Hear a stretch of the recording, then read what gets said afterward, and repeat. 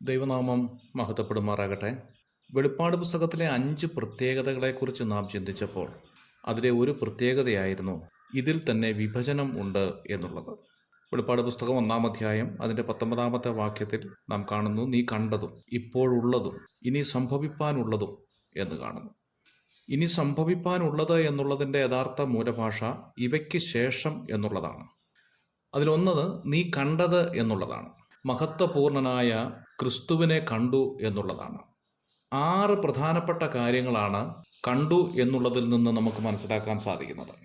1-ാം അധ്യായം അതിൻ്റെ 13-ാമത്തെ വാക്യം വായിക്കുമ്പോൾ നാം കാണുന്നു, തിരിഞ്ഞപ്പോൾ 7 പൊൻനിലവിളക്കുകളെയും നിലവിളക്കുകളുടെ നടുവിൽ നിലയങ്കി ധരിച്ച് മാറത്ത് പൊൻകച്ച കെട്ടിയവനായ മനുഷ്യപുത്രരോട് സദൃശനായവനെയും കണ്ടു. രാജാവ് എന്ന നിലയിൽ ദൈവത്തോടും പുരോഹിതൻ എന്ന നിലയിൽ മനുഷ്യരോടും മധ്യസ്ഥ ചെയ്യുന്നവൻ എന്നതാണ് ഈ കാര്യം കൊണ്ട് നമുക്ക് മനസ്സിലാക്കാൻ സാധിക്കുന്നത്. നിലയങ്കി കാണിക്കുന്നത് ഒരു പൗരോഹിത്യത്തിന്റെ ഓർമ്മപ്പെടുത്തലാണ്. ഒരേ സമയം രാജാവും അപ്പോൾ തന്നെ പുരോഹിതനുമായ മനുഷ്യപുത്രനെ യോഹന്നാൻ കാണുകയാണ്. തിമോഥെയോസിന്റെ ലേഖനം 2-ാം അധ്യായം അതിൻ്റെ 5-ാമത്തെ വാക്യത്തിൽ നാം വായിക്കുന്നു, ദൈവം ഒരുവനല്ലോ, ദൈവത്തിനും മനുഷ്യർക്കും മധ്യസ്ഥനും ഒരുവൻ എന്ന് കാണും. യോഹന്നാൻ രണ്ടാമത് കാണുന്നത് അവൻ്റെ തലയും തലമുടിയുമാണ്. 14-ാമത്തെ വാക്യത്തിൽ അതാണ് നാം കാണുന്നത്, അവൻ്റെ തലയും തലമുടിയും വെളുത്ത പഞ്ഞു പോലെ ഹിമത്തോളം വെള്ളയും ആയിരുന്നു. ദാനിയേൽ പ്രവചനം 7-ാം അധ്യായം അതിൻ്റെ 9-ാമത്തെ വാക്യത്തിൽ, ഞാൻ നോക്കിക്കൊണ്ടിരിക്കെ അവൻ ന്യായാസനത്തെ വെച്ചു, വയോധികനായ ഒരുത്തൻ ഇരുന്നു, അവൻ്റെ വസ്ത്രം ഹിമം പോലെ വെളുത്തതും അവൻ്റെ തലമുടി നിർമ്മലമായ ആട്ടിൻ രോമം പോലെയും എന്ന് വായിക്കുന്നു. പുരോഹിതനും രാജാവുമായവൻ്റെ വിശുദ്ധിയെ കാണിക്കുന്ന ഭാഗമാണ് യോഹന്നാൻ രണ്ടാമത് കാണുന്നത്. യോഹന്നാൻ മൂന്നാമത് കാണുന്നത് 14-ാമത്തെ വാക്യത്തിലാണ് എഴുതിയിരിക്കുന്നത്, അവൻ്റെ കണ്ണാണ്. അഗ്നിജ്വാലയ്ക്കൊത്തതായ ആ കണ്ണ് കാണുകയാണ്. എബ്രായ ലേഖനം 4-ാം അധ്യായം അതിൻ്റെ 13-ാമത്തെ വാക്യത്തിൽ നാം ഇങ്ങനെ വായിക്കുന്നു, അവന് മറഞ്ഞിരിക്കുന്ന ഒരു സൃഷ്ടിയുമില്ല, സകലവും അവൻ്റെ കണ്ണിന് മുമ്പിൽ നഗ്നവും മലർന്നവുമായി കിടക്കുന്നു എന്ന്. അവന് മറഞ്ഞിരിക്കുന്നത് ഒന്നുമില്ല എന്ന് കാണിക്കുവാനായിട്ടാണ്.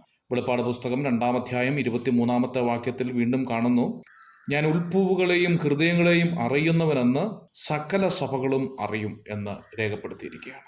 വിശ്വാസികളെ മുഴുവൻ അറിയുന്നവനായ ഒരു കർത്താവിനെയാണ് യോഹന്നാൻ മൂന്നാമതായി കാണുന്നത്.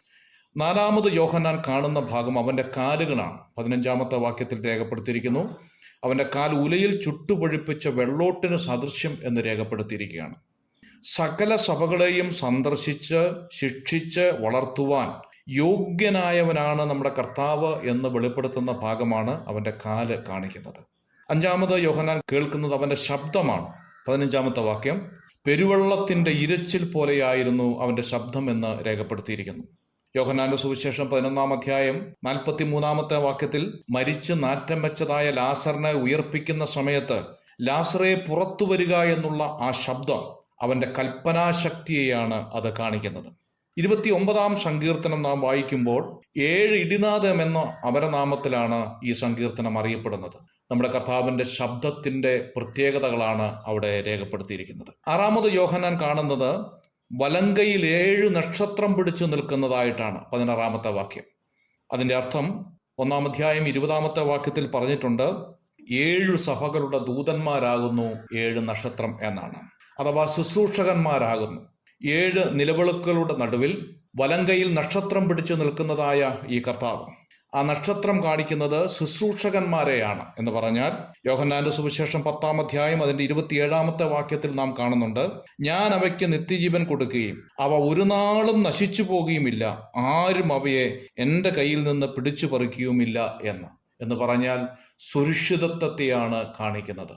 ദൈവം തൻ്റെ സഭയെ സന്ദർശിക്കുന്നു, ദൈവം തൻ്റെ ശുശ്രൂഷകന്മാരെ കാണുന്നു, അവരുടെ വേദന അറിയുന്നു, അവരുടെ ആവശ്യങ്ങൾ പ്രതിസന്ധികൾ അറിയുന്നു, അവരെ ചേർത്തു പിടിക്കുവാൻ പര്യാപ്തനായ ഒരു കർത്താവാണ് ഈ കർത്താവെന്ന് വെളിപ്പെടുത്തുകയാണ്. ഇതാണ് യോഹന്നാൻ കണ്ടതായ ആദ്യത്തെ പ്രധാനപ്പെട്ടതായ 5 കാര്യം എന്ന് പറയുന്നത്. ഈ ചിന്ത നമുക്ക് അനുഗ്രഹമായി തീരട്ടെ. പ്രാർത്ഥനയോടെ നമുക്ക് മുമ്പോട്ട് പോകാം. കർത്താവ് സഹായിക്കട്ടെ.